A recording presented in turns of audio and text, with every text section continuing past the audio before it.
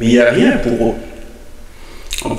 Il y a une opportunité d'affaires. Il y a pas mal d'opportunités, donc une qu'on avait discuté, la seule chose qu'ils veulent faire, c'est investir en immobilier. Ouais. Parce qu'on a vu sur les réseaux qu'on peut investir sans mise de fonds. Mais tu sais que telle personne est dans le besoin, telle autre en a besoin, telle autre encore en a besoin. Ça au moins, ça te rassure.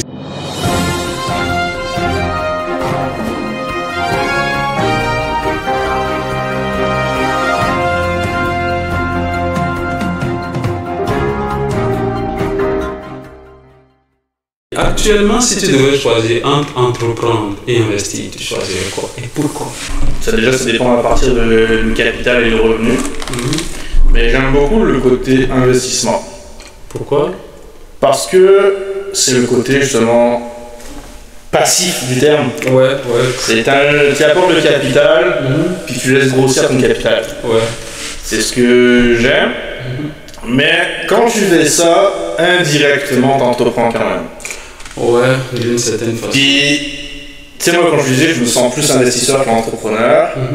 Mais, à côté de ça, c'est quand je discute avec des personnes entrepreneurs ou autres, je me ressens pas dans leur énergie. Ok.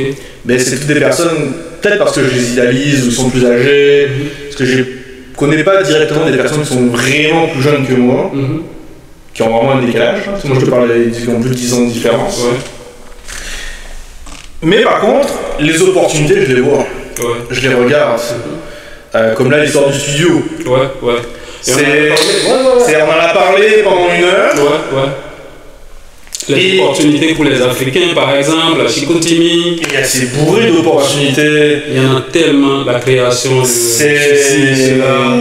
En plus, surtout pour la communauté migrante, qui a fait un gros boom à partir de 2020. Ouais. Parce qu'avant 2020, ça a commencé vraiment en 2019. Ok. Parce qu'avant ça, si tu voyais un Africain à Chicoutimi, t'étais un winner. T'étais un champion. Tu en voyais pas. Ouais. Maintenant, si t'en vois pas, va te faire opérer. Mais c'est vraiment une bonne chose, parce que Saguenay, c'est une population qui est vieillissante. Oui. Les jeunes, surtout Saguenay et Lac-Saint-Jean, qui est la même région, c'est très rural. Ouais. Quelqu'un qui a beaucoup d'énergie ou qui aime faire les fêtes, il va pas se plaire en soi.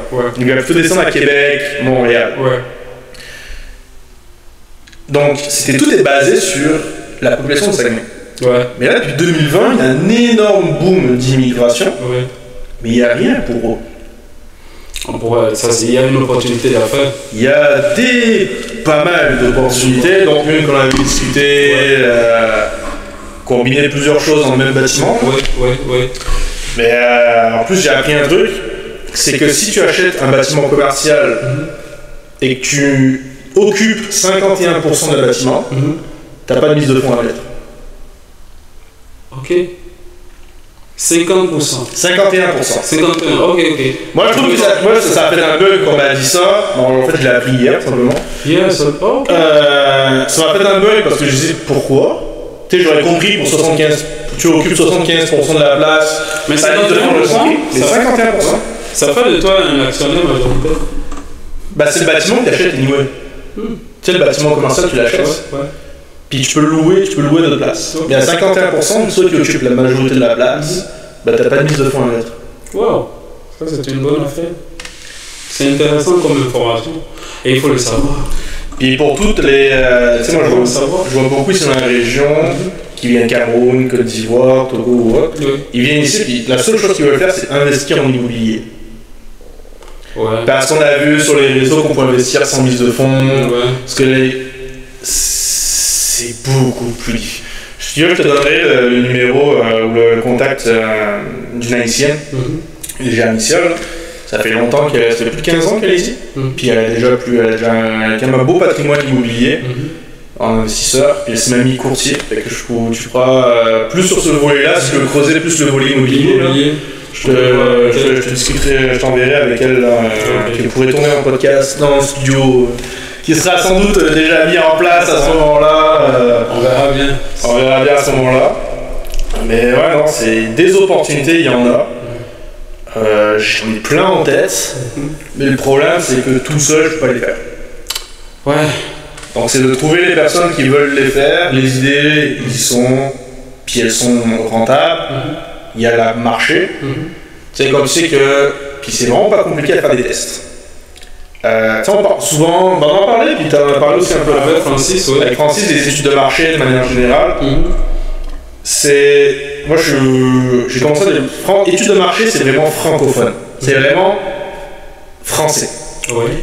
On fait des documents, l'administration, mais à l'américaine, c'est test. Fait. Comme là, le studio, on ne se dit pas, est-ce qu'on va générer de l'argent avec? Non, c'est test. Oui, mais test avec l'équipement de base, voir ce que ça donne. Ça fonctionne pas grave, t'as appris en expérience. Ça fonctionne, tant mieux. Ça fonctionne moyen, tant mieux. Oui, mais ce que tu dis, je suis d'accord avec, dans le sens où ça va vraiment dépendre de ce que tu veux faire. Là, maintenant, tu sais déjà que le client, tu as déjà des clients. Tu en as déjà potentiel. Potentiel, oui, bon, ok. Disons pas potentiel. Mais tu sais que telle personne est dans le besoin, telle autre en a besoin, telle autre encore en a besoin. Ça, au moins, ça te rassure. C'est pas une étude de marché. Oui, mais quand tu fais une étude de marché, tu n'exclus pas le client. Ah non, mais c'est pas le...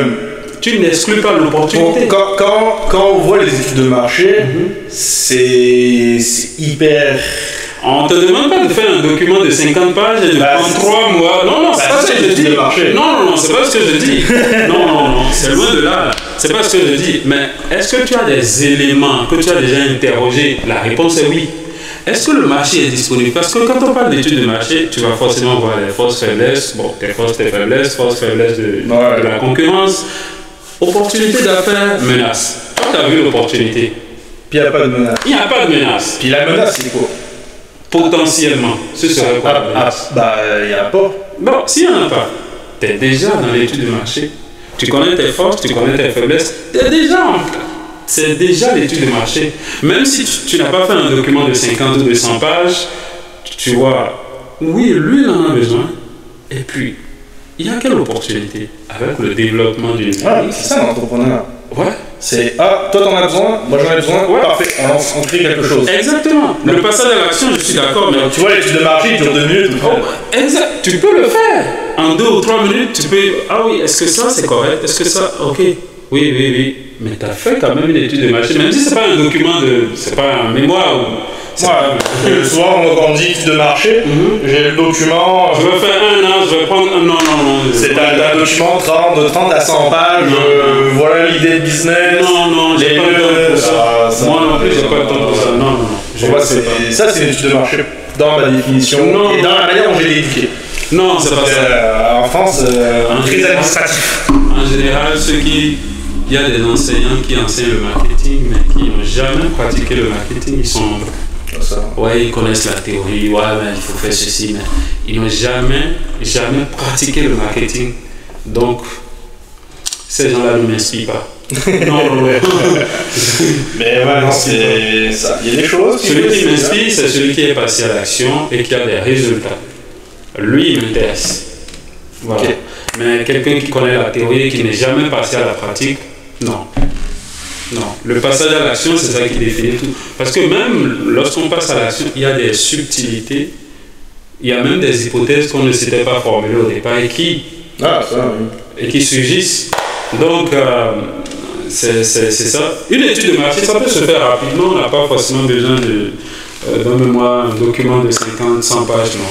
Mais tu le fais quand même. Donc pour toi, une personne qui a la théorie ne peut pas être coach, ne peut pas être un leader? Non. Ok. Non. Pourquoi? Ok. Quand tu es leader, il t'arrivera de montrer à ton fidèle ou à un membre comment faire. Mais le comment faire, tu le lui montres comment? Si toi-même tu n'en sais rien et que tu n'as jamais fait la pratique. Dans ce cas-là, comment on fait le coach de Michael Jordan? Michael Jordan était meilleur que le coach. Oui, forcément. Le coach il était même pas joueur de basket à la base. Il connaissait la théorie puis il l'a enseigné. Il l'a enseigné, la théorie. Mais il n'a jamais fait la pratique. Bah, il n'était pas basketteur pro en tant que tel. Non, mais est-ce qu'il a pratiqué au moins? Bah, basket un minimum de base. Oui, mais un minimum. Ok, donc toi tu pratiques un minimum. Ok, oui, un minimum. Dans ce cas, tout le monde pratique. Hein. Oui, un minimum. Okay. Si t'as pas le minimum requis, ça va être dur. Parce que je te donne des exemples. Regarde, Elon Musk. Ouais. Il connaît un peu d'informatique, même pas un peu. Bah, il connaît l'informatique. Mais il est nul en relations humaines. Oui, oui. Il est nul en relations humaines. Il a son Je suis d'accord, mais il a des compétences techniques. Ouais. Quand tu as des compétences techniques et qu'en plus tu as des compétences transversales, bon, je reconnais que les compétences transversales sont beaucoup plus difficiles à acquérir et ce sont même les plus intéressantes, c'est plus facile. Mais zéro compétence technique, non, plus de compétences transversales, ça marche aussi. Mais plus de compétences techniques et plus de compétences transversales, mais waouh, t'es riche, ça va vite. Moi j'aime beaucoup l'exemple de Henry Ford. Oui, pas vraiment de compétences techniques, mais de compétences transversales. Ouais, ce que j'aime beaucoup, puis ce que j'essaie d'appliquer, puis c'est là où je remarque que j'ai plus ma force, c'est de savoir s'entourer. Oui, j'allais en venir là. Je donnais l'exemple d'Elon Musk. Et je donne également l'exemple de Mark, comment il s'appelle? Mark, c'est Zuckerberg, ça c'est Mark Zuckerberg. Oui, exactement. Compétences techniques aussi. C'est Facebook. Oui. Larry Page-Sergey. Compétences techniques. Ça va vite. Henry Ford. Je ne sais pas comment il s'est débrouillé. C'était difficile pour la V8. Bah, il a juste l'idée. Oui. C'est le leader. Pour moi, même un entrepreneur de base, il a une idée, puis il vend son idée. Ouais. Il vend pas forcément ses compétences techniques ou autre, c'est l'idée. Henry Ford, il a su, lui, son rêve, c'était que chaque Américain ait une voiture. Ouais, démocratiser. Ensuite, il a juste entouré des meilleurs. Mais c'est ça, mettre ça en place. Le leader. Et moi, j'aime beaucoup ça. C'est t'as une idée, puis tu t'entoures des personnes qui sont derrière. Parce que tu sais que maintenant, tout ce que je fais là, tout seul. Comment ça? Je suis d'accord. C'est vision, stratégie pour atteindre la vision. Il faut trouver les personnes pour. Ah oui, et les conduire. Je suis d'accord, entièrement d'accord. Mais quand tu as les compétences techniques, c'est encore mieux. C'est ce que je veux dire. Ah, c'est un plus. Oui, c'est un plus, c'est ce que je veux dire. C'est un plus. Avoir les compétences techniques, c'est un plus. Et ça permet d'aller plus vite. Moi, mon assistant, par exemple, il est bon en marketing digital. Marketing des réseaux sociaux, il est très bon là-dedans. Moi, je n'ai pas sa compétence. Je n'ai pas cette force-là. Il connaît le marketing des réseaux sociaux, il maîtrise ça mieux que moi. Et on est ensemble. Ouais. Voilà. C'est parce que j'ai vu cette qualité en lui, je me suis dit, bon, voilà, si on fait équipe, ça va être une bonne affaire. Ça va être ça. Voilà. Et puis il y a d'autres personnes qui ont d'autres compétences. J'ai quelqu'un qui est très bon en informatique, moi, zéro. T'as vu, même pour monter les petites choses. Mais t'as pas de compétences techniques en informatique. Mais t'as su trouver quelque chose. Voilà. T'as un peu là. Non, j'ai dit, l'idéal serait d'avoir un minimum de compétences techniques, mais ce qui caractérise fondamentalement le leader, c'est la vision et les stratégies. Ouais. Donc, dans les stratégies, il y a le relationnel.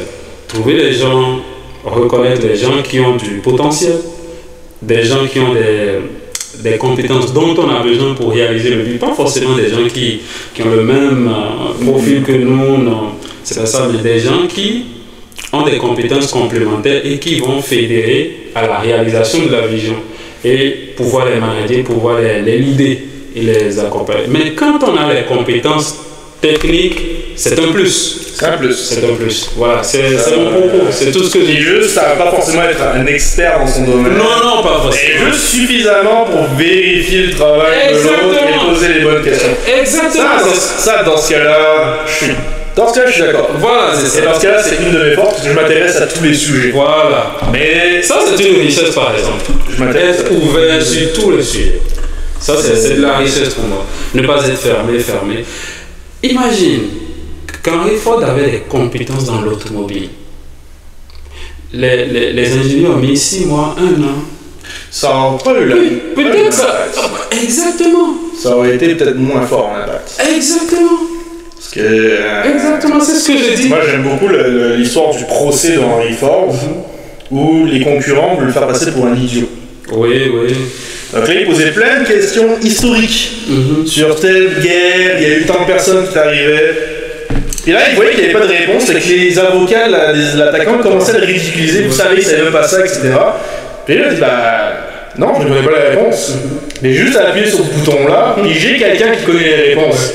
Et là, il a été jugé qu'il n'est pas loin d'être stupide, parce que savoir où trouver l'information est un signe d'intelligence. Ouais.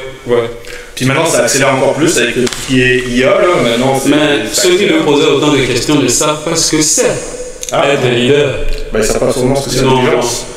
Non. Faire la différence entre cultiver puis intelligent. Pas la même chose. Être intelligent, c'est plus subtil et c'est plus opérationnel. C'est savoir s'adapter. Ouais. C'est s'adapter à son environnement. Ouais. Et j'ai une phrase que j'ai ma soeur de cœur qui adore beaucoup ça, là, au niveau de la culture. C'est moins tu en as et plus tu l'étales. C'est comme la confiture. Moins tu en as, plus tu l'étales. Plus tu essaies de paraître que tu es quelqu'un de cultivé et de rabaisser les autres. Ouais. Mais non, c'est s'intéresser à tout. Enfin, moi, en tout cas, je m'intéresse à tout. C'est autant une force qu'une faiblesse. Oui. Parce que vu que tu t'intéresses à tout, tu mets forcément moins d'heures sur le plus essentiel. Oui. Mais par contre, moi, ça me permet de rencontrer des personnes différentes. Mais il faut saisir les opportunités. Oui. Grâce à ça, j'ai pu rencontrer d'autres personnes, mais c'est agir vite. C'est tu vois. Moi, ce que j'aime bien, c'est que généralement une opportunité, puis j'ai toujours fait. Des 5 dernières années, j'ai fait ça. On me propose quelque chose, tu dis oui, ensuite tu réfléchis. Ouais. Ensuite, tu vois, tu regardes et tu réfléchis. Il y en a beaucoup qui vont dire non, je vais regarder. Trop tard. Mais on peut se dire par exemple. Trop tard. Si tu dis oui, ensuite tu analyses, tu as verrouillé l'opportunité. Et là, tu prends le temps de la regarder en profondeur. Et là, tu fais ok. Petite pause. On valide ou on valide pas. Mais si tu dis non de suite, tu sais pas ce qui se cache derrière. Oui, je suis d'accord. Et je te suggère de me laisser te revenir dans tel délai pour confirmer. C'est ça. Voilà, ouais, c'est vrai. On a souvent besoin de cette petite pause, et ça, j'en ai parlé avec Francis aussi. Une petite pause pour réfléchir. On va confirmer tout ça et puis on revient. Ouais, c'est intéressant. Je pense qu'on a fait un peu le tour. Merci, Tristan. On va sûrement revenir. Pour parler d'autres choses, quand on ça sera monté là. Il y aura un autre setup. Puis même là, je te dirais, si on regarde un peu la diffusion ou autre, la seule nuisance visuelle qu'il y a vraiment là, c'est ça. Ok. C'est si tu regardes sur le visionnage, il y a ça qui pose problème dans le décor. C'est vrai. Donc ça, moi, c'est une idée déjà à savoir, ok, le décor monté à l'arrière, c'est correct. Canapé, il est correct. Ça, il va falloir que je trouve un autre moyen de le déplacer. Mais c'est l'une des seules places où je peux. Fait que ça va être de regarder pour voir comment je peux m'arranger pour rendre ça plus cute et que ça passe mieux à l'écran. Et de voir d'agencer de manière différente. Parce qu'on pourrait le faire post. Au lieu d'être assis côte à côte de même, on pourrait être assis face à face. Face à face. Ce sera plus confortable. Ce sera plus confortable. Ça fait du bien au cou aussi. Ouais, c'est ça. Fait que là, tu sais, il y a tu sais, le salon, c'est un peu comme le dernier spot où on va vraiment faire attention pour le visionnage. Mais c'est déjà des choses que je suis déjà en train de regarder et de réfléchir à ce niveau-là pour ça. Merci Tristan. Au plaisir. À la prochaine. À la prochaine.